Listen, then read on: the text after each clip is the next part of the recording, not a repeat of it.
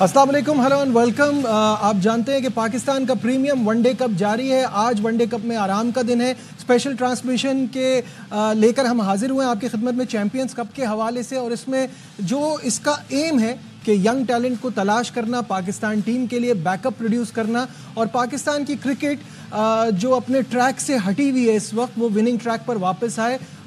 इस पर हम आज इस प्रोग्राम में बात भी करेंगे। स्टूडियो में मेरे साथ मौजूद हैं आज स्पोर्ट्स कॉरेस्पॉन्डेंट शाहिद हाशमी साहब। शाहिद साहब अस्सलाम वालेकुम, वेलकम टू द शो। सबसे पहले आपको बताएं कि चैंपियंस कप में एक ये रिवायत बन गई है कि जो टीम पहले बैटिंग कर रही है वो जीत रही है, यानी फर्स्ट बैटिंग जीत की ज़मानत है। और अब तक की जो परफॉर्मेंस है उसमें मोहम्मद रिजवान की मारखोर जो है उसकी बड़ी शानदार परफॉर्मेंस रही है, वो कामयाब रही है। तो सब तफसीलात आपको अब तक के चैंपियंस कप की दिखाते हैं इस रिपोर्ट में। जी शाहिद साहब, ये बताइएगा, इकबाल स्टेडियम फैसलाबाद में ये मेला सजा है चैंपियंस कप का, कैसा देख रहे हैं इसको? अब तक की जो परफॉर्मेंसेज हैं उसको देखते हुए और आगे जो मैचेस हैं, क्या एक्सपेक्टेशन है? अभी तक जो ऑब्जेक्टिव्स हैं मेरे हिसाब से तो अभी तक अचीव नहीं हो रहे, इसलिए कि जिस तरह सिलेक्शन हुआ है, बहुत से 34 प्लस जो इस टूर्नामेंट में खेल रहे हैं उनका कोई मुस्तकबिल नहीं है। मैं किसी का नाम नहीं लेना चाह रहा, फ़ौरन फ़ोन आ जाता है कि सर आपने मेरा नाम ले दिया। 34 प्लस नहीं होने चाहिए थे। कुछ जो यंगस्टर हैं उनको बिल्कुल चांस नहीं मिल रहा, जैसे उबैद शाह एक भी मैच नहीं खेला, Mohammad Imran left arm fast bowler जो जल्मी से कराची किंग्स दोनों से खेला है, बड़ा अच्छा फास्ट बॉलर है, और अभी उसने प्रेसिडेंट कप वनडे में और प्रेसिडेंट कप 4 डे में बड़ी अच्छी परफॉर्मेंस दी थी, वो नहीं खेला अभी तक। इरफान खान नियाजी 3 में से 1 ही मैच खेले। उसके अलावा रुहेल नज़ीर जो हमारा फ्यूचर है वो नहीं खेला। लेकिन एक खुशी की बात यह है कि हैदर अली ने 2 मैचों में बड़ा अच्छा स्कोर किया है।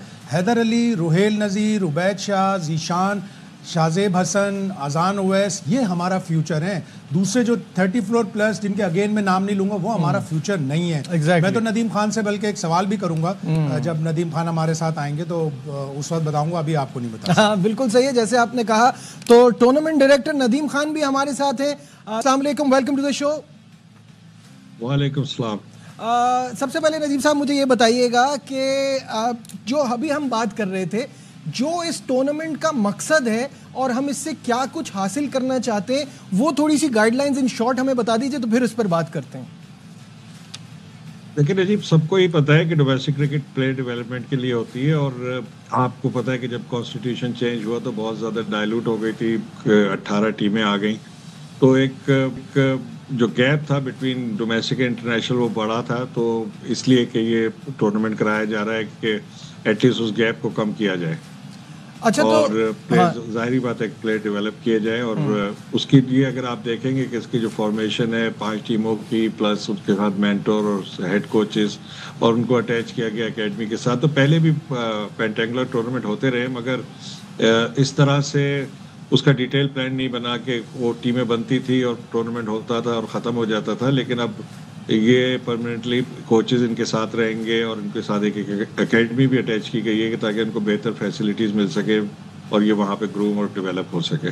ठीक है, अब हम थोड़े से सवालात एक एक करके कर लेते हैं। जो पहला जो पॉइंट बनता है, इसके क्रिटिक्स इसके बारे में ये कहते हैं, the timing of this one day cup आपको वाइट वॉश करती है बांग्लादेश, और एक another white wash is loading जब इंग्लैंड आ रही है। हम एक्सपेक्ट कर रहे हैं कि इंग्लैंड से भी हमारा मुकाबला जो है वो कुछ इसी तरह का होगा। तो उसके बीच में हम वनडे कप खेल रहे हैं। अभी हिंदुस्तान का एक बड़ा बिजी टेस्ट साइकिल का मैचेस हैं, वो दिलीप ट्रॉफी खेल रहे हैं, 4 डे पे फोकस कर रहे हैं, हम वनडे कप खेल रहे हैं। तो ये टाइमिंग ठीक थी आपके ख्याल में? देखिए, बात यह है कि आप और शाहिद साहब इतने सीनियर लोग हैं कि ये आम आदमी तो सवाल कर सकता है। आपको सबको पता है कि ये FTP कब से बन जाता है, एक चीज़। दूसरी चीज़, ये डोमेस्टिक क्रिकेट जो है, ये जो टूर्नामेंट है, ये अप्रैल से हमारा इस पे प्लानिंग हो रही थी और किसी को भी नहीं पता था कि इस तरह के रिजल्ट्स आ जाएंगे टेस्ट मैचेस के अंदर। तो तीसरी बात ये है कि आप मुझे बता सकते हैं, आप सिर्फ इंडिया की मिसाल देते हैं, और इंडिया भी अपने डोमेस्टिक क्रिकेट को छेड़ता नहीं है, बहुत कम ही वो छेड़ता है, अपनी इंटरनेशनल सीरीज के मुताबिक करता है। हर साल उनका एक प्रोग्राम होता है, उसके हिसाब से चलते हैं, और दुनिया में हर जगह डोमेस्टिक क्रिकेट इसी तरीके से चलती है। आप कभी बात नहीं हुई होगी कि ऑस्ट्रेलिया ने अपना जो है डोमेस्टिक स्ट्रक्चर को या डोमेस्टिक के शेड्यूल को चेंज किया हो, और उसके इस वजह से किया हो कि क्योंकि उनकी सीरीज आ रही है। अच्छा नदीम भाई, यहाँ एक इम्पॉर्टेंट चीज़ कि अभी जब चेयरमैन साहब ने खिलाड़ियों को बुलाया था, फॉर्मर प्लेयर्स को, उनसे मशवरे मांगे थे, तो वहाँ सलमान बट ने भी यही मशवरा दिया था कि आपका ये इवेंट बाद में होना चाहिए। तो अगर कोई चीज़ आपके हिसाब से बैठ नहीं रही है तो आगे पीछे तो किया जा सकता है ना, 2 बड़ी टेस्ट सीरीज के बीच में लिमिटेड ओवर्स का इवेंट। देखिए, मैं वही बात कर रहा हूँ कि एफटीपी तो देखिए पहले से बनता है, बिल्कुल आप उस पर आप भी वही बात कर रहे हैं, बट इम्पॉर्टेंट चीज़ ये होती है कि हमने ये देखना था, जो बहुत इम्पोर्टेंट था कि देखिए कि हम उन प्लेयर्स को खिलाएं जो कि नेशनल टीम के और इन यंग प्लेयर्स के साथ, ताकि पता चल सके कि बैकअप हमारे पास क्या है। और डोमेस्टिक क्रिकेट इसीलिए कराई जाती है कि आप असेस करें, डेवलप करें और ग्रूम करें प्लेयर्स को। तो इसकी टाइमिंग, क्योंकि मैंने जैसे पहले भी कहा कि ये डिसाइड हुआ था और ये आइडिया जो है कंसीव हुआ था इन अप्रैल, और उसको हम जी। अच्छा शाहिद साहब, इसमें इस बात का कोई रीजनेबल जवाब नहीं है पाकिस्तान क्रिकेट पास। उस दिन शोएब मलिक भी यही कह रहे थे कि चूंकि ये बन चुका था अब हम इसको चेंज नहीं कर सकते। भाई एफटीपी तो जब 2022 में इंग्लैंड की टीम खेल रही थी उस वक्त बता दिया गया था कि 2024 में अक्टूबर में इंग्लैंड की टीम 3 टेस्ट खेलने आएगी। 2 साल पहले पता था। अभी डोमेस्टिक क्रिकेट तो अभी बनाए शेड्यूल, तो इसका रीजनेबल जवाब नहीं है इन लोगों के पास। नदीम भाई कुछ ऐड करना चाहेंगे इसमें कि ये तो प्लान पहले से हुआ था, तो आप उसको अपने हिसाब से चेंज कर सकते थे? अच्छा, कुछ टेक्निकल प्रॉब्लम हो रही है, अगर ना हो सके तो हम ऑडियो पे भी ट्राई करने की कोशिश करेंगे। ले लेते हैं, डिस्कशन को आगे बढ़ाएंगे, हमारे साथ रहिए।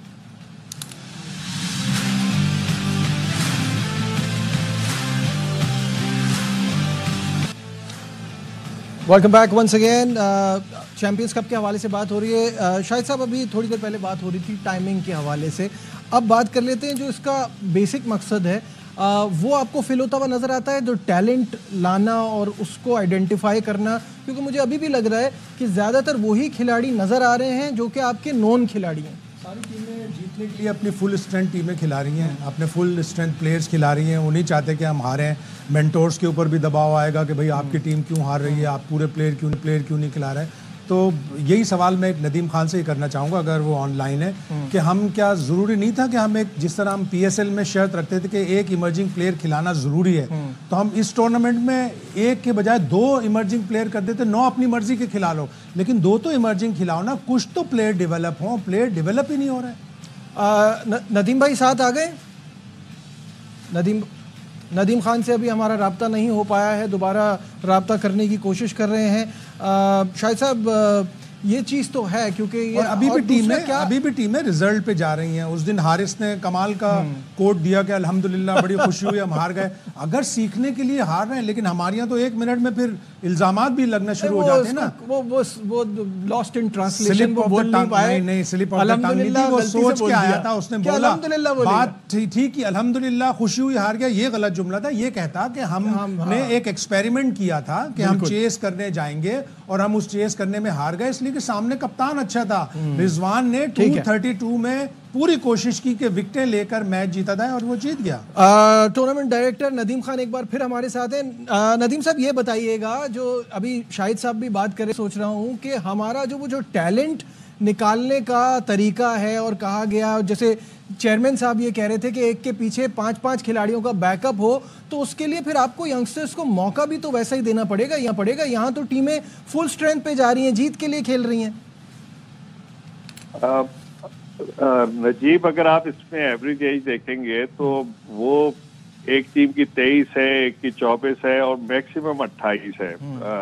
और ये आपका प्रीमियर टूर्नामेंट है, तो इसमें जाहिर बात है कि जो टॉप प्लेयर्स है वही खेलेंगे, जो परफॉर्मर्स है वही खेलेंगे, और उनके साथ बच्चे साथ में ग्रूम होंगे।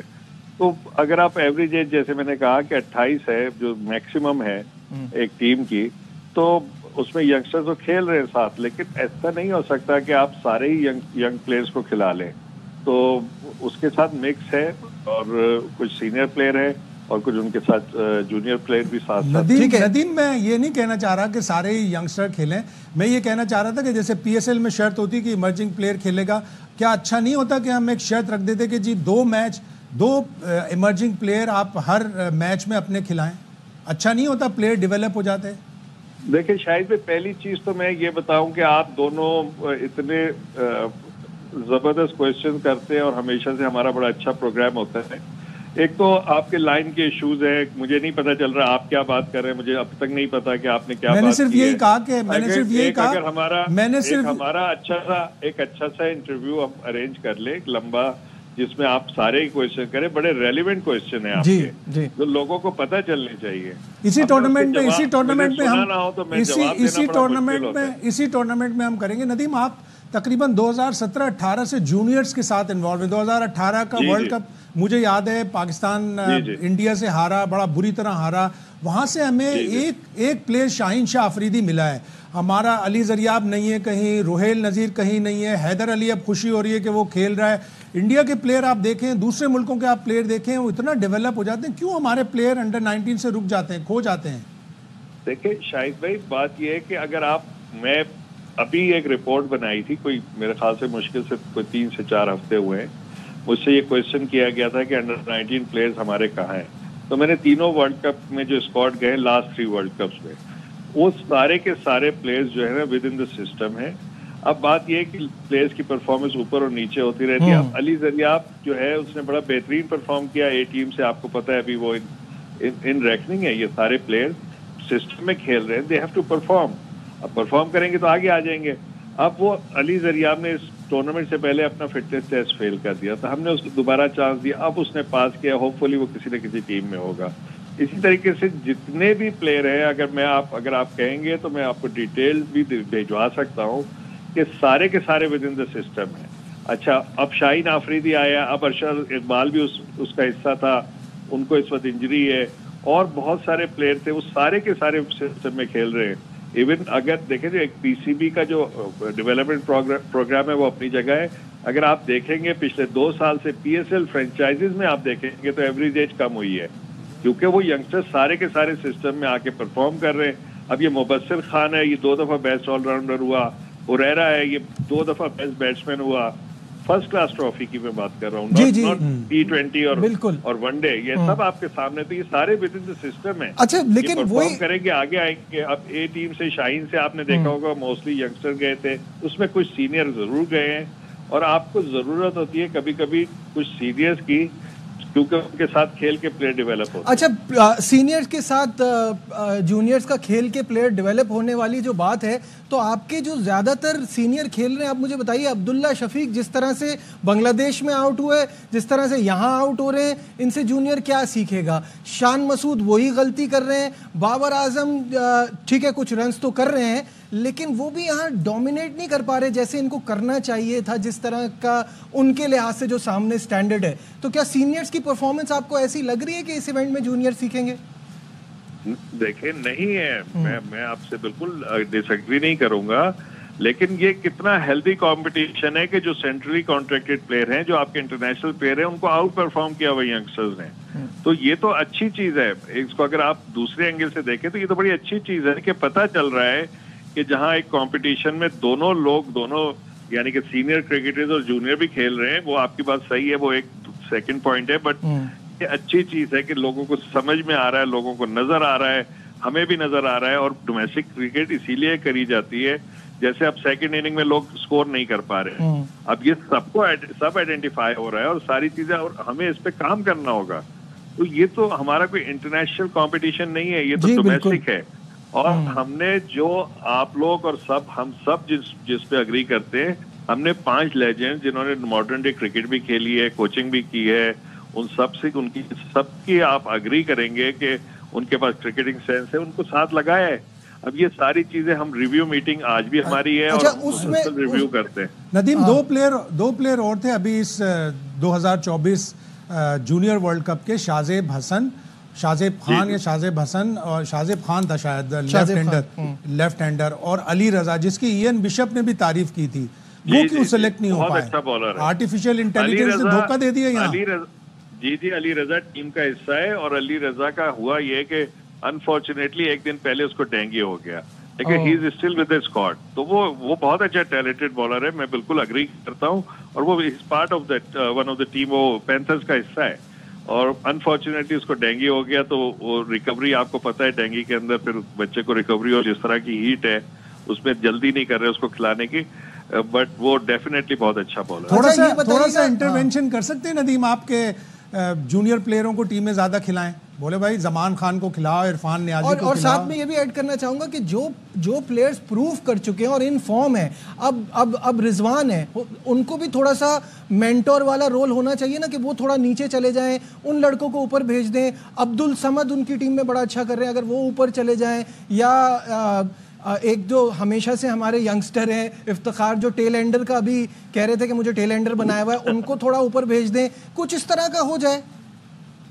नहीं, बिल्कुल हो सकता है, क्यों नहीं हो सकता। अब मैं देखें, इसकी स्पिरिट तो डोमेस्टिक क्रिकेट की यही है ना, हमारा अपना टूर्नामेंट है, हमारे अपने रूल्स एंड रेगुलेशन है, हमारी अपनी टीमें हैं, हमारे अपने मेंटर्स हैं, हमारे अपने कोचेज हैं, and it's all about developing players for Pakistan. तो ये सब कुछ हो सकता है, क्यों नहीं हो सकता। अच्छा, एक सवाल, बिल्कुल ठीक है। एक सवाल पैसों के हवाले से बहुत ज्यादा हो रहा है कि पैसा बड़ा खर्च कर रहे हैं हम, मेंटर्स को हमने 50-50 लाख रुपए दिए हुए। अब मुझे इससे प्रॉब्लम नहीं है कि हम ज्यादा पैसे दे रहे हैं, बट वो कितना कमिटेड हैं इस इवेंट के बाद, वो अपना कितना टाइम देंगे और वो और कितनी जॉब्स करने के लिए अलाउड हैं, ये चीज भी तो सामने आए ना, ये पता चले कि क्या वो अपना पूरा फोकस इसी पे देंगे, कोई और काम नहीं करेंगे। अगर वो फिर इस इवेंट के बाद सिर्फ 2-3 दिन आके देखते हैं महीने में, तो फिर तो ये फिर ज्यादती है ना, क्योंकि अभी आईसीसी के जो हमें सालाना $34 मिलियन मिलते हैं, हो सकता है उस पर भी कट लग जाए, तो पैसा कहां से आएगा।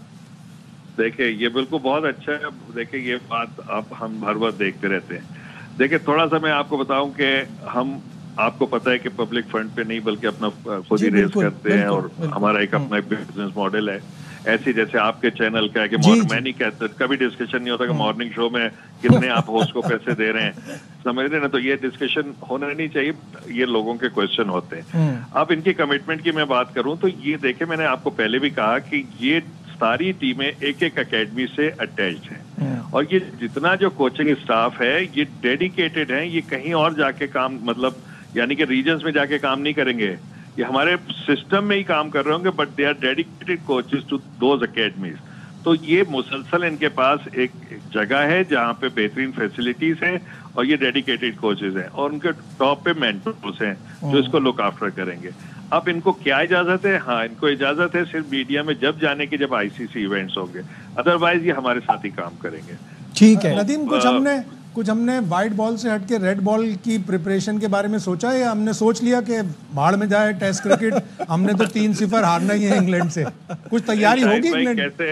कैसे हम सोच सकते हैं, जो लोग क्रिकेट से इन्वॉल्व हैं वो नहीं सोच सकते, पाकिस्तान क्रिकेट बोर्ड इस तरह की बात कैसे सोच सकता है। देखें, बात यह है कि बिल्कुल रेड बॉल में हमें, आपने भी देखा, हमें भी परेशानी है कि हमारे पास वो बॉलर्स नहीं है जो 20 विकेट ले सके, हमारे बैट्समैन का भी इश्यूज आ रहे हैं।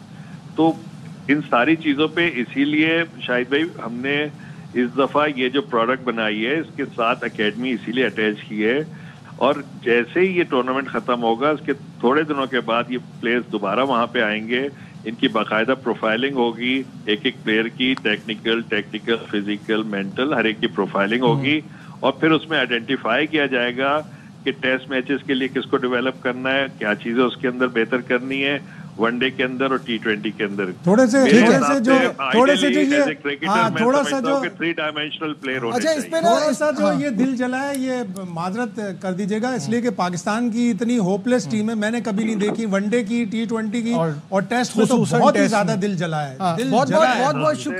बहुत बहुत शुक्रिया नदाब, हमारे साथ थे, और जैसे वो कह रहे थे कि एक आराम से फिर ये जब हो जाएगा इवेंट, इसके बाद फिर हमने क्या खोया क्या पाया वनडे कप में, इस पर भी बात करेंगे। शाहिद साहब, पाया तो कमी है, पाया तो मेंटर्स ने।